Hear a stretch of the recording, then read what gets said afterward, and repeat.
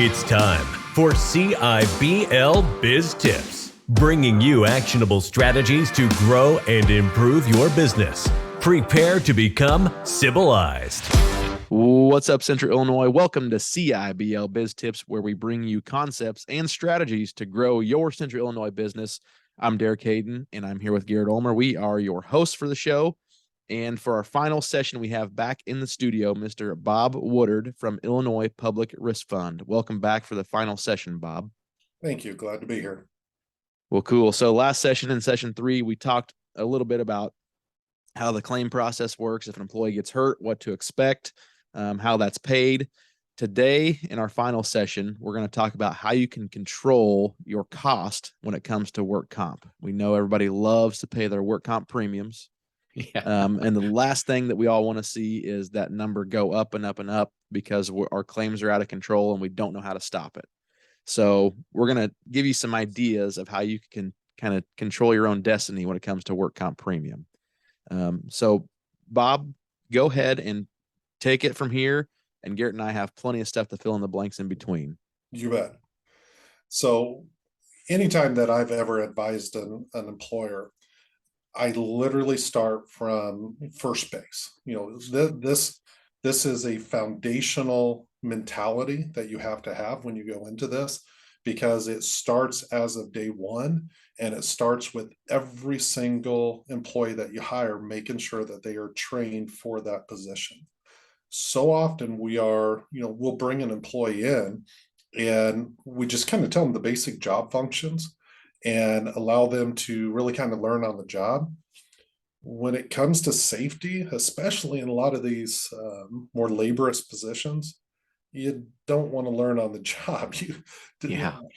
Have someone there to be able to show them how to safely lock things out, how to lift correctly. Don't just assume that every employee understands the basic movements that are needed to be able to perform their job correctly.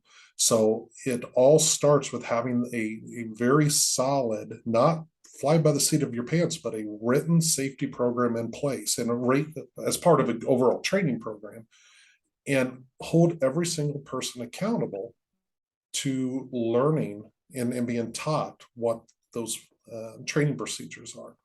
That is something that I see over and over again that is just overlooked, because we just naturally assume it's like, okay, you've been working as an adult for 20 years, you already know how to do this or that. Don't assume. It's if you hold yourself and your supervisor, so forth, to the same standard, then from the get-go that every single employee is going to be going out there and giving their best and doing so in such a manner that they can safely perform their jobs. So that is truly the foundational component of a good program to help control your losses. Make sure that whatever carrier you're going with is very proactive in this approach. They should have loss control employees actually on staff that will come and visit, actually be on site and be able to do the training, not just for you, but for your supervisors, for the employees. Have them walk through your organization and identify any risks that, both known as well as, ideally unknown, for them to be able to walk in and say, hey, did you ever think about this or that? Those are the things that we as underwriters are looking for with employers is, are you being proactive in not just establishing the program, but running it the same way each and every day? I can tell you for our organization, our loss control will come right there on site, do all of the training. We have all sorts of training modules that you and your staff can go through. We have various partnerships with third parties that will provide you with online access for training. And so there's really not going to be a industry that is so unique that these programs are not applicable for.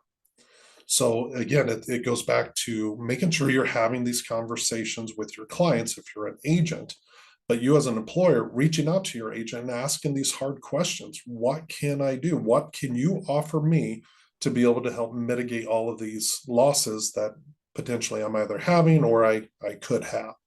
But this is not something that can just be shelved. This has to be front and center on your mind each and every day as you bring in new staff.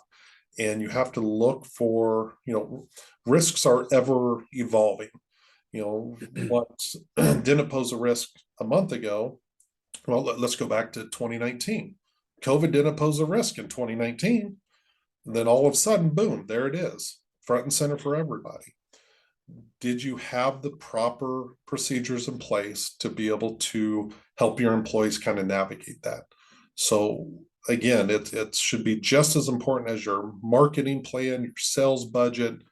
This should be one of those agenda items that is front and center for everybody within your organization. Yeah. Yeah. What's funny, so I met with a group or a business, it's been a year and a half, 2 years ago.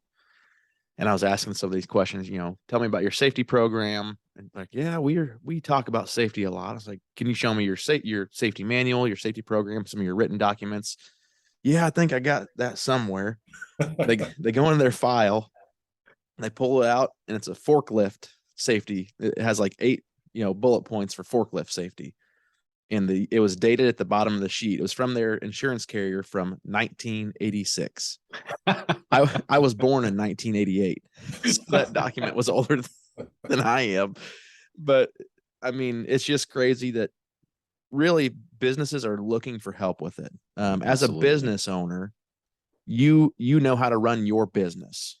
Unfortunately, in today's world, you're expected to be the safety director, the IT person, the HR person, marketing. As a business owner, you take on all those hats unless you outsource those items. What you can do with your safety is outsource that to your work comp program provider, whether it's the carrier, your agent, or a mixture of both.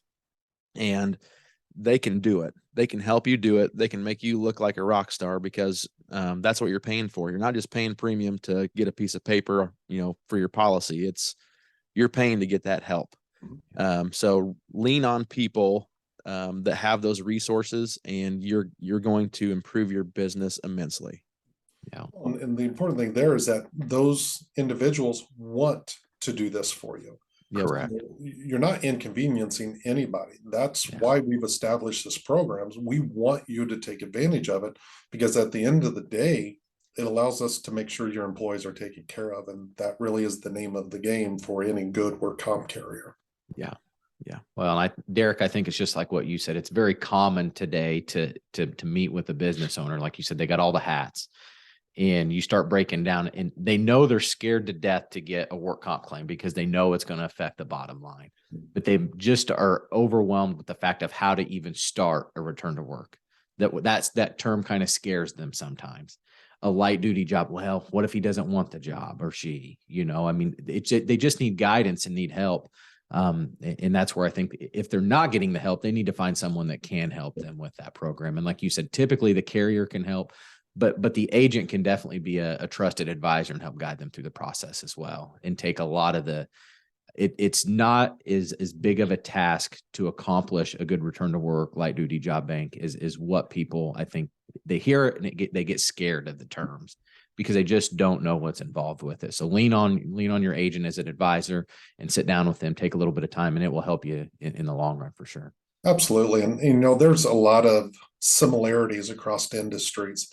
And there are all sorts of return to work templates that you can build off of. So you're not having to create this from scratch.